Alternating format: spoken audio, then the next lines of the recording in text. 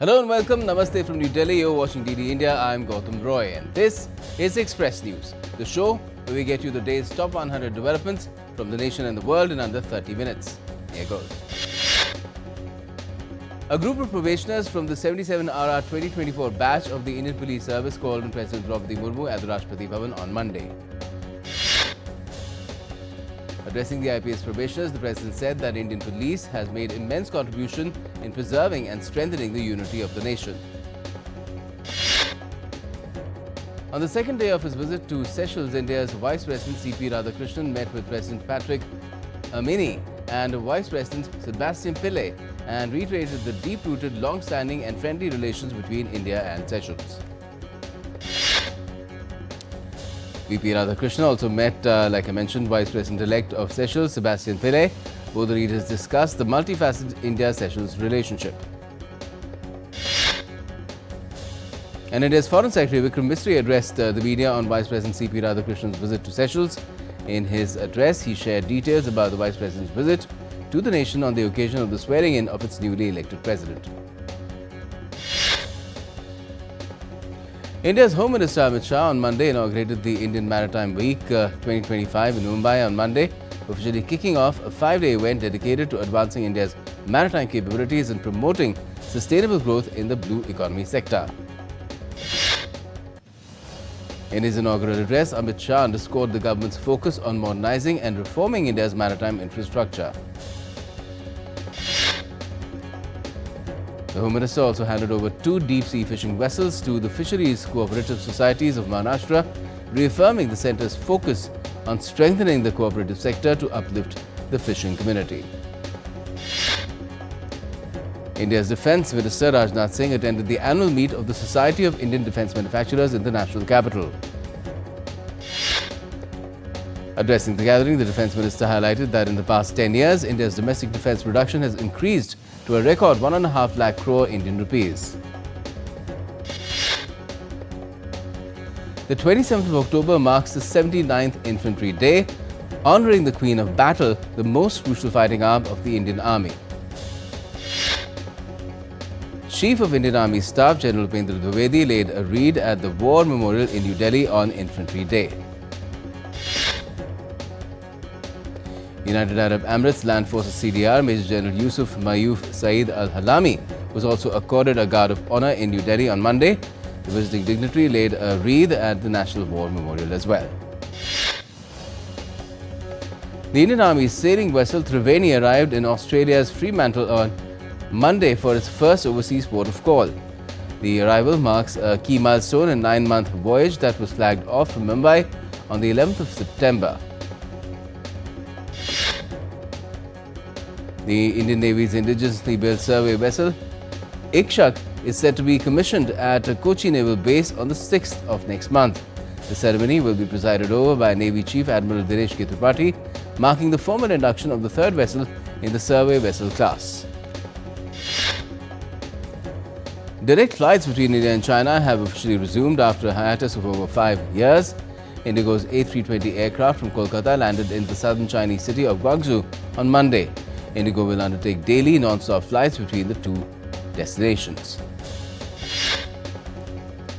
As part of Vigilance Awareness Week 2025 from the 27th of this month to the 2nd of November, Union Minister for Health and Family Welfare J.P. Nadda on Monday administered the Integrity Pledge to officials and staff of the ministry. The Election Commission of India has announced Pan-India Special Intensive Revision of Electoral Rolls. Chief Election Commissioner of India, Gyanesh Kumar, highlighted the success of Phase 1 of SIR in the state of Bihar, while announcing the commencement of the second phase in 12 states and union territories. In a post on social media, Prime Minister Narendra Modi called upon citizens on Monday to participate in the Run for Unity on the 31st of October and honour Sardar Patel's vision of a united India on his birth anniversary. On the occasion of Chhath Puja, President of India Draupadi Murmu participated in the celebrations in the President's estate.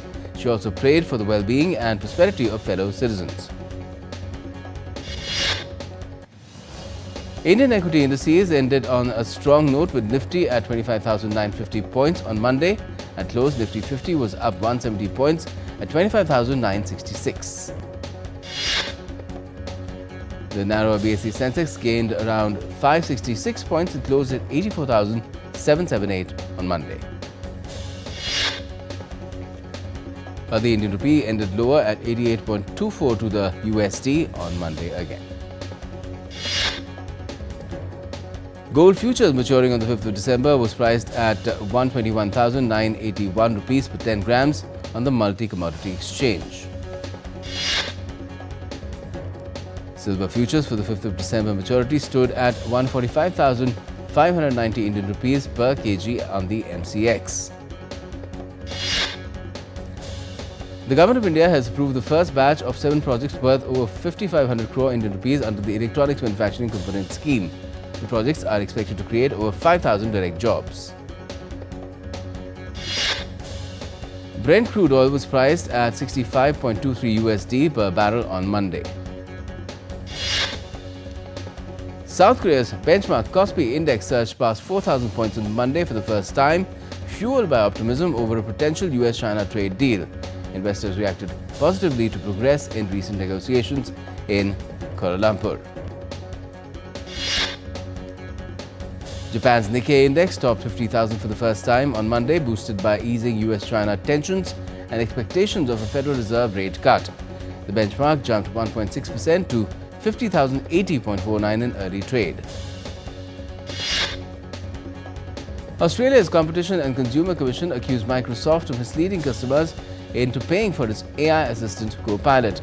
The federal court sued targets Microsoft Australia and its parent company over alleged false claims to 2.7 million subscribers. India's External Affairs Minister Dr. S. Jaishankar delivered a national statement at the 20th East Asia Summit, Kuala Lumpur, on Monday. The External Affairs Minister underlined India's full support to the activities and future direction of the East Asia Summit for ensuring a peaceful, progressive and prosperous future for the region and beyond.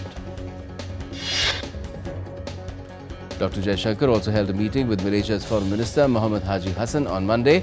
Both the leaders discussed the progress in bilateral cooperation and exchanged views on the Myanmar situation. Dr. Jaishankar also met with Prime Minister of Australia Anthony Albanese on the sidelines of the 20th East Asia Summit. The minister also held wide-ranging discussions on India-Japan bilateral ties with Japan's Foreign Minister Motegi Toshimitsu. EAM agreed to work closely to implement a joint vision for the next decade of our cooperation.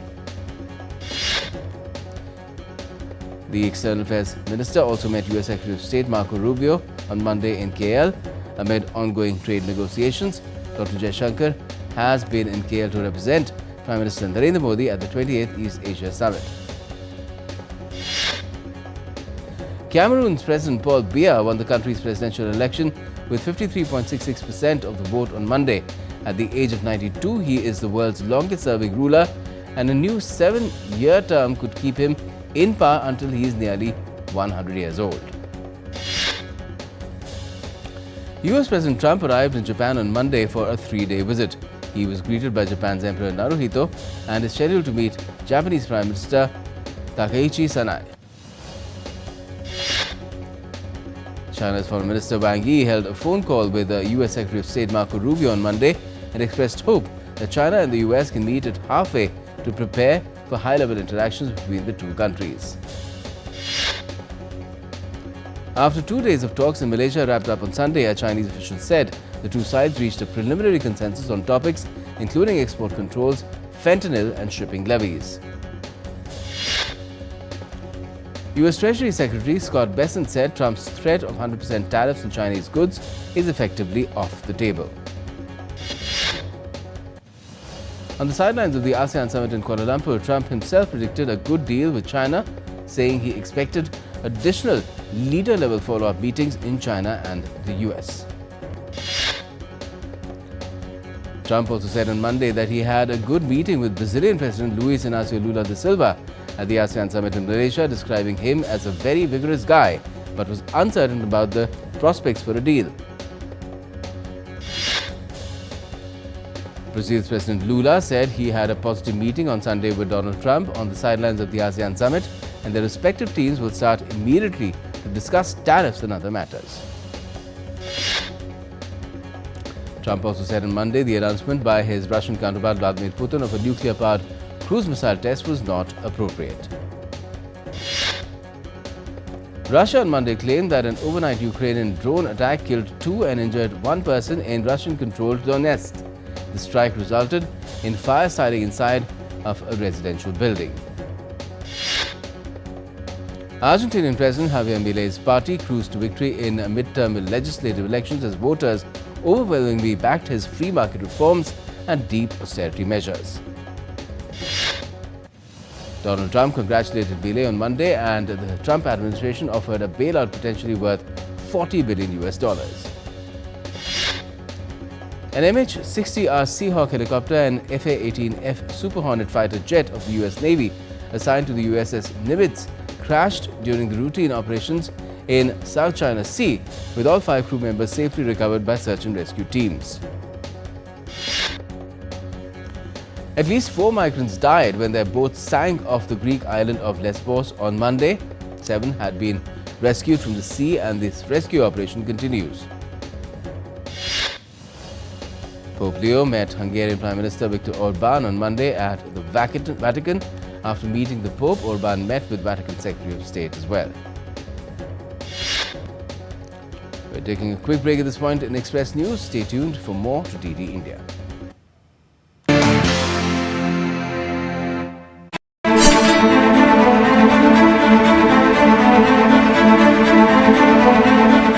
Reddit users are debating whether British even use the divide and rule policy. This question of whether there was divide and rule is like asking sort of whether the sun rises in the east.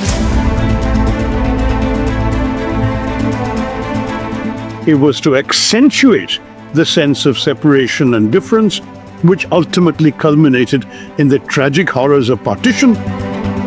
Freedom struggle was a struggle for everybody. How can we accept the logic that had divided the nation? The original sin is right at the feet of the British.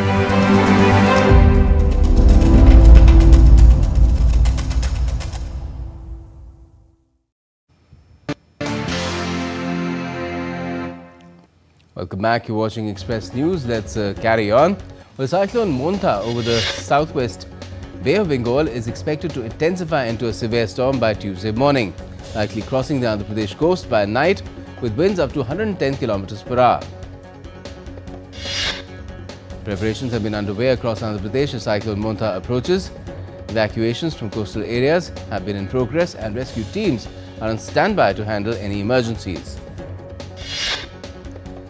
The Indian Met Department has said that Cyclone Monta is moving northwest over the Bay of Bengal and will intensify into a severe cyclonic storm by Tuesday morning before making landfall near Kakinada. 8 districts of South Odisha are under red alert as Cyclone Monta approaches. Rescue teams have been deployed and fishing is banned for a month. The IMD has forecast light to moderate rain and thunderstorms across Madhya Pradesh along with parts of Vidarbha, Chhattisgarh, Odisha and Bihar over the coming days. Hurricane Melissa, now a Category 5 storm, is moving through the Caribbean with winds up to 160 miles per hour, bringing severe flooding and destructive gusts to Jamaica, the U.S. National Hurricane Center reported on Monday. Melissa has already caused at least 4 deaths in Haiti and the Dominican Republic, with heavy rains triggering landslides. Winds reached 145 miles per hour and up to 40 inches of rain is expected across the affected regions. Civil defense teams rescued a dog from floodwaters in Santo Domingo as Tropical Storm Melissa battered the Dominican Republic. The storm caused at least 1 death and left another person missing. Pakistan's Lahore woke up to hazardous smog levels on Monday, with the air quality index hitting 308. Authorities in Punjab province as well shortened school hours to protect children from peak morning pollution as residents voiced concern over worsening air and growing health issues. The Taal volcano in the Philippines had 2 phreatomagmatic eruptions sending plumes of ash, rock and steam 1200 to 2100 meters above the crater.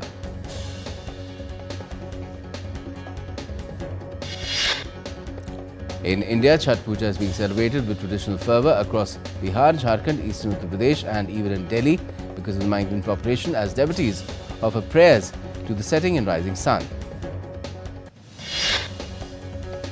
From Patna's Ganga Ghats to Delhi's Yamuna banks, devotees perform rituals, fasting and praying for family well-being. Chhath Puja spirit transcends borders with Indian communities abroad joining in prayers to the setting and rising sun, celebrating devotion, purity and a timeless bond with nature. Nepal's tourism sector is seeing a strong rebound this autumn. Pokhara has reported over 90% occupancy, while the Annapurna Trail has welcomed a record 30,000 trekkers just last month. The Nepal Tourism Board said both international arrivals and domestic stays are rising, boosted by travel operators and 3 major autumn festivals. Around 2,000 people flocked to Australia's Berry Springs near Darwin for a mango festival celebrating the Northern Territory's fruit. Visitors enjoyed the music, local produce and lively mango eating competition. The festival highlights an industry generating over $120 million for the Northern Territory, producing more than half of Australia's mangoes. Locals embraced the season with games, jams and mango-themed treats. Mexico City's main avenue came alive on Sunday night as hundreds dressed as La Catrina to mark the start of Day of the Dead festivities. The parade is part of wider celebrations honouring deceased loved ones, blending indigenous ancestor worship with Spanish colonial traditions. Day of the Dead is observed on the 2nd of November across Mexico. Halloween came early for 19 rescued brown bears at the bear sanctuary Pristina in Kosovo as workers carved pumpkin and scattered chestnuts through the forest for a seasonal feast. Visitors watched bears hunt for pumpkins stuffed with apples and carrots, part of an activity meant to boost their natural instincts. The 16-hectare refuge, run by Four Paws and Kosovo's government, houses bears rescued from captivity in Kosovo and in Albania.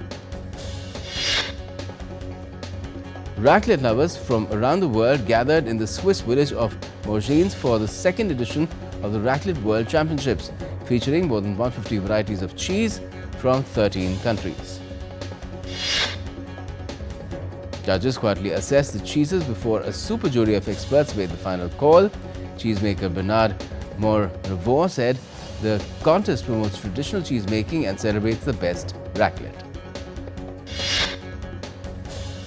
People in the Polish coastal city of Sopot gathered around a bonfire to relive Ziari, an ancient Slavic ritual honoring ancestors that predates modern Halloween and All Saints' Day. Participants carried torches and wore traditional masks as they invoked the spirits of the departed. The Ziari ceremony, rooted in gratitude and remembrance, symbolized warmth and guidance for ancestors returning to the living. In entertainment news, Neeta Gupta and Sanjay Mishra reunite for Vad 2, the spiritual sequel to their 2022 thriller Vad. The film is set for a global theatrical release on the 6th of February next year. Actor R. Madhavan has shared the first look teaser of his upcoming biopic GDN, in which he plays inventor Gopalaswamy Doraiswamy Naidu, aka the Edison of India. Cast and crew of the SpongeBob movie Search for SquarePants walked the red carpet at the world premiere during AFI Fest in Los Angeles. 80 years after the Nuremberg trials, a new film, Nuremberg, was premiered at the AFI Film Festival in Los Angeles. Directed by James Vanderbilt, the film is based on Jack L. Hyde's book, The Nazi and the Psychiatrist, and will open in US cinemas on the 7th of next month. Director Gus Van Sant and his cast walked the red carpet for Dead Man's Wire at the AFI Film Festival in Los Angeles as well. Swedish actor and musician Björn Andersson, best known for his breakout role in 1971's Death in Venice, died at the age of 70. Japanese anime feature Chainsaw Man, the movie Rise Arc, opened strong at the US box office and earned a global total of $108 million. The makers of Frankenstein have released the first look poster of Jacob Elordi's as the creature, ahead of Guillermo del Toro's new film premiering globally on Netflix on the 7th of next month. The musical biopic Springsteen Deliver Me From Nowhere, released in the US on Friday. The film stars Jeremy Allen White as music legend Bruce Springsteen. Sports now, in India's vice-captain Shreyas Iyer has been admitted to a hospital in Sydney after he was injured during the third one-day match against Australia on Saturday. Australia Test captain Pat Cummins has been ruled out of the first Ashes Test against England in Perth next month. Steve Smith will lead the side in Cummins' absence. India's final group stage match against Bangladesh at the Women's World Cup in Navi Mumbai was washed out due to heavy rain. Next, India will take on defending champions and current edition's table toppers Australia in a semi-final on Thursday. Amy Jones's unbeaten half-century helped four-time champions England defeat New Zealand by 8 wickets in the ICC Women's World Cup match in Visakhapatnam.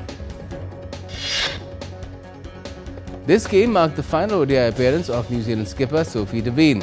The veteran all-rounder had announced her decision to retire from ODIs before the tournament began. New Zealand overcame Centurion Harry Brooks' heroics to beat England by 4 wickets in the opening game of their 3-match one-day international series. Two-time Olympic medalist PV Sindhu has announced her withdrawal from all remaining Badminton World Federation Tour events in 2025 to focus on full recovery from a foot injury. In chess, Indian Grandmasters D. Gukesh and Divya Deshmukh clinched 2 gold medals apiece at the European Chess Club Cup 2025. India's Preeti Smita Bhoy has set a new weightlifting record by successfully lifting 92 kg in the clean and jerk event at the Asian Youth Games in Bahrain. Jude Bellingham's goal helped Real Madrid beat Barcelona 2-1 in the tense El Clasico and move 5 points clear of their bitter rivals at the top of the La Liga standings. Yannick Sinner clinched his 4th title of the season as the Italian rallied from a set down to beat Alexander Zverev in the Vienna Open final. Belinda Bencic breezed past Czech 6th seed Linda Noskova to win the coveted Pan-Pacific Open title. Lando Norris won the Mexico City Grand Prix from pole position and took the Formula One Championship lead from McLaren teammate Oscar Piastri by a single point. Gresini Racing's Alex Marquez won the Malaysian Grand Prix, finishing ahead of Pedro Acosta and Juan Mir to claim his 3rd victory of the season.